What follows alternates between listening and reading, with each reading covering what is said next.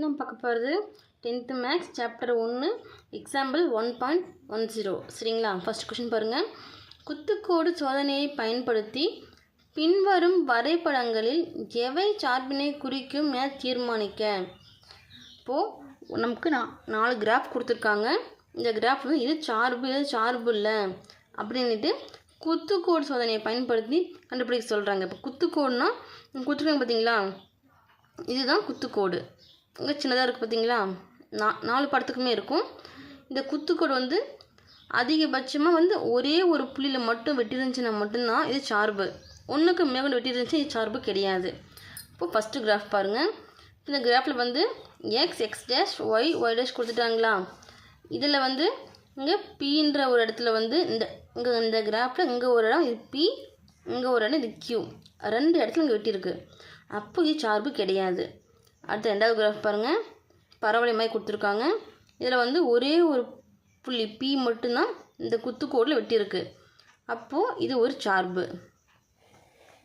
3வது பாருங்கள். Y dash X டேஷ்னு கொடுத்துட்டு இடப்புறம் பரவலின் இதில் கொடுத்துருக்காங்க. இதில் மேலே ஒரு புள்ளி வெட்டுது, கீழே ஒரு புள்ளி வெட்டுது, பிக்யூன்னு கொடுத்துருக்காங்க. அப்போ 2 இடத்துல வெட்டுறதுனால இது சார்பு கிடையாது. அதே போல் 4th கிராஃப் பாருங்கள். நமக்கு ஜிக்ஸாக் மாதிரி கொடுத்துருக்காங்க. இதில் பார்த்திங்கன்னா இந்த குத்துக்கோடு வந்து பீன்ட்டு ஒரே புள்ளி மட்டும்தான் வெட்டுது, வேறு எங்கேயும் வெட்டலை. அப்போது இது ஒரு சார்பு. இது எப்படி எடுத்து எழுதலாம் அப்படின்னு பார்த்தீங்கன்னா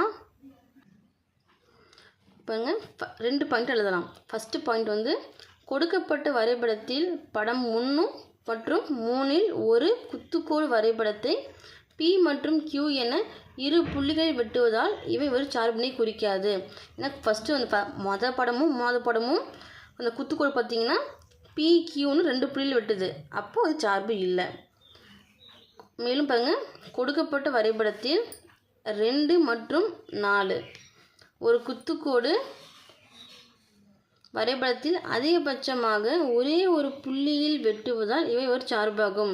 ஏன்னா கொடுத்துருக்கிற 2வது கிராஃப்லேயும் 4வது கிராஃப்லையும் பார்த்திங்கன்னா அந்த குத்துக்கோடு வந்து அதிகபட்சமாக ஒரு இடத்துல மட்டும்தான் வெட்டுது. அப்போ ஒரு இடத்துல வெட்டுறதுனால அது வந்து சார்பினை குறிக்கும். சரிங்களா?